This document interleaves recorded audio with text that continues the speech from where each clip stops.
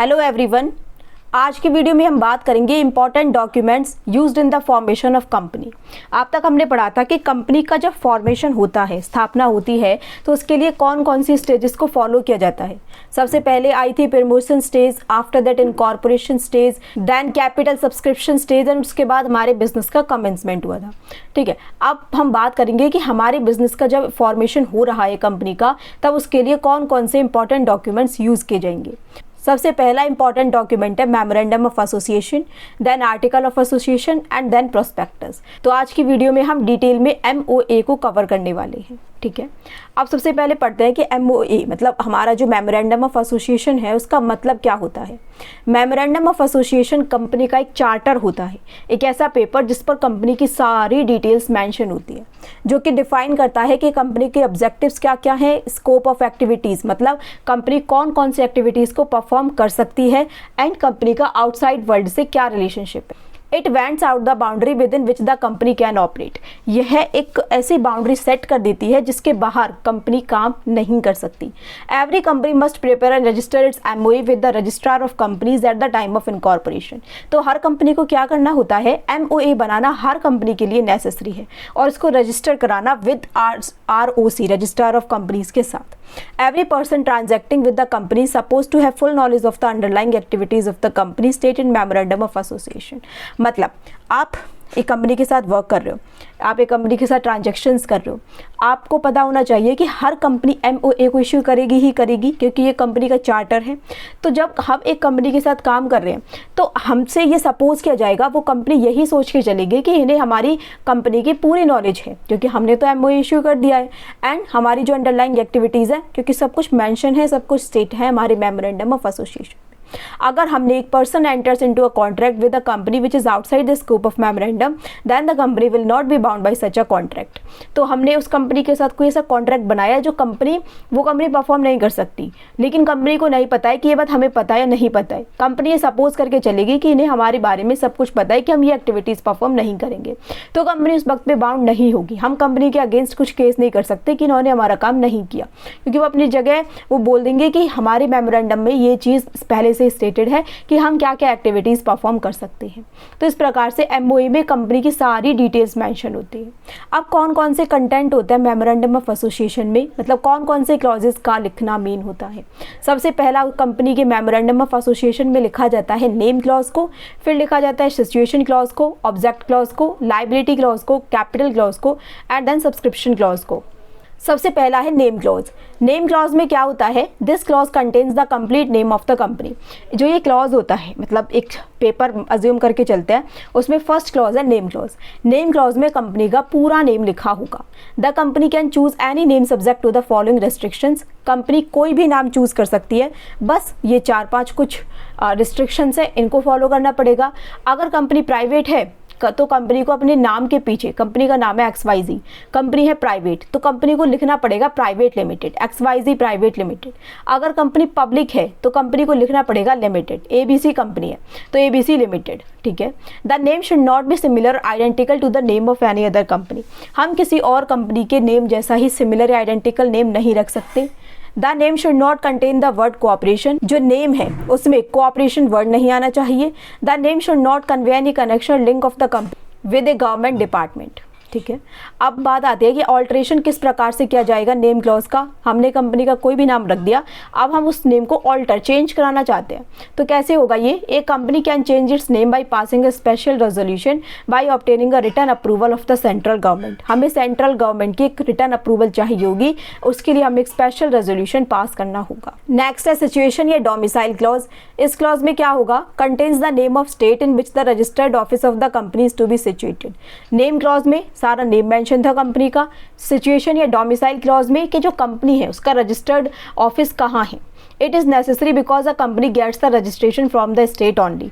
भाई मेरी कंपनी है, मान के चलते हैं कि मेरी कंपनी का रजिस्टर्ड ऑफिस है हरियाणा में, तो जो मैं जितने भी मेरे डॉक्यूमेंट सबमिट होंगे मैं हरियाणा के ROC के पास ही सबमिट कराऊंगी। तो इसलिए company it is necessary because a company gets the registration from that state only.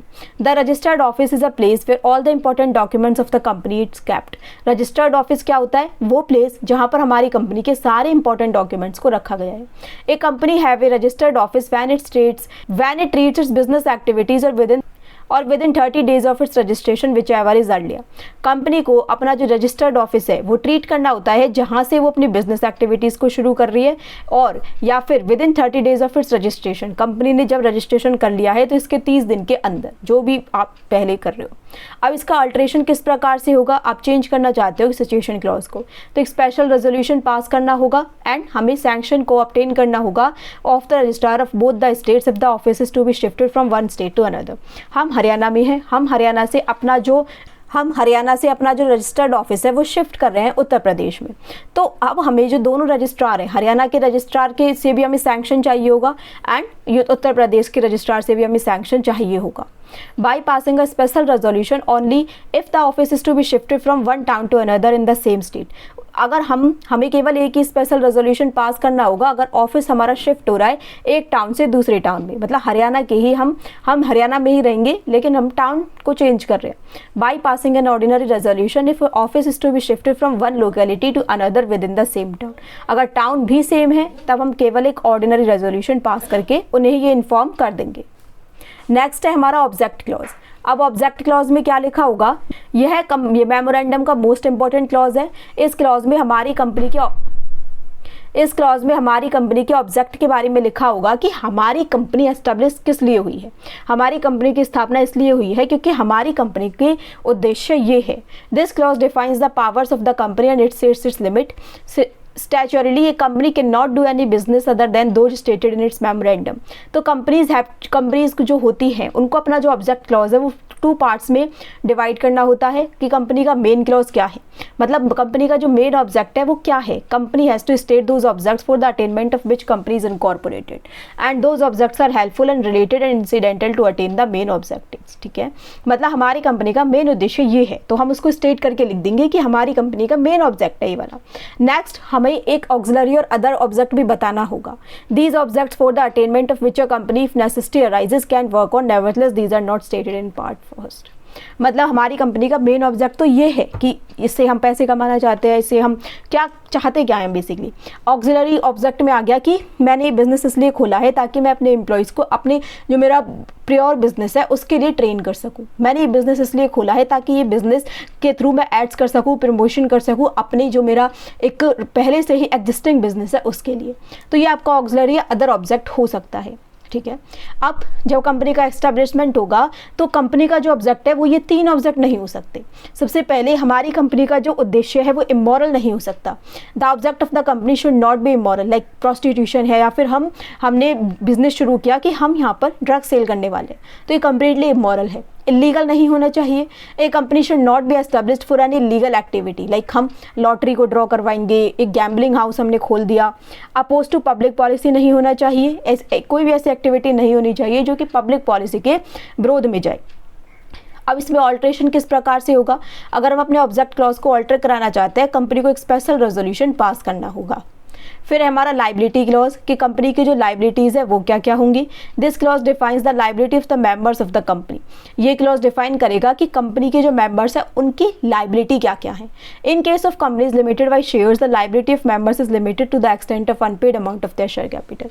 अगर कंपनी लिमिटेड बाय शेयर्स है, मतलब मैंने एक कंपनी के शेयर्स खरीदे हुए हैं 1000 शेयर्स, इनकी फेस वैल्यू है 10 रुपीज़। मैंने अब तक एक शेयर पर 7 रुपये के हिसाब से 7000 रुपये पे कर दिए हैं, तो मेरे को अभी 3000 रुपये और पे करने हैं। तो अब मेरी कितनी लाइबिलिटी बनती है कंपनी की तरफ, सिर्फ 3000 रुपये और पे करना। तो इस प्रकार से लाइबिलिटी क्लॉज होगा जिसमें लाइबिलिटीज मेंशन होंगी। In case of company limited by guarantee the liability is limited to the amount of guarantee. तो इस प्रकार से लाइबिलिटी हमारी मेंशन है। अब इसमें हम ऑल्ट्रेशन करना चाहते हैं in its liability clause, then it must unanimous resolution in meeting of its members. ठीक है, नेक्स्ट है कैपिटल क्लॉज। यहाँ पर हमारी कंपनी की जो कैपिटल है उसके बारे में सब कुछ मेंशन होगा। Specifies the amount of share capital with which company is to be registered. Capital with which a company is registered is called registered या अथोराइज्ड नॉमिनल कैपिटल। मतलब हमारी कंपनी की जो शेयर कैपिटल है वो इतनी है, हम अपने जीवन काल में, कंपनी के जीवन काल में 10 करोड़ तक के शेयर्स को इश्यू करेंगे, तो इसको बोला जाएगा रजिस्टर्ड या अथोराइज्ड या nominal capital. A company can issue only that number of shares which are authorised by its memorandum. Company alter कर सकती है कैपिटल क्लॉज को by passing a special resolution. Next है सब्सक्रिप्शन या एसोसिएशन क्लॉज। ये जो clause है last में, ये डिक्लेरेशन होगा इस प्रकार से डायरेक्टर्स के द्वारा, जिसमें लिखा होगा we the several persons whose names and addresses are submitted are desirous of being formed into a company in accordance with memorandum of association and we undertake to take the qualification. कि हम जितने भी members हैं, हम अपनी सहमति जता रहे हैं कि हमारे जो नेम एड्रेस सबको सबमिट किए गए हैं, ठीक है, हम जो सेवरल मेंबर्स हैं उनके नेम एंड एड्रेस को सबमिट कराया जाएगा एक कंपनी में। That this declaration must be sign by all the directors of the company. तो कंपनी के जो डायरेक्टर्स हैं वो सब इसको साइन करेंगे, इस सारे जो हमने डिक्लेरेशन दिया है इस डिक्लेरेशन पेपर को। This clause can not be altered. इस क्लॉज को ऑल्टर नहीं किया जा सकता।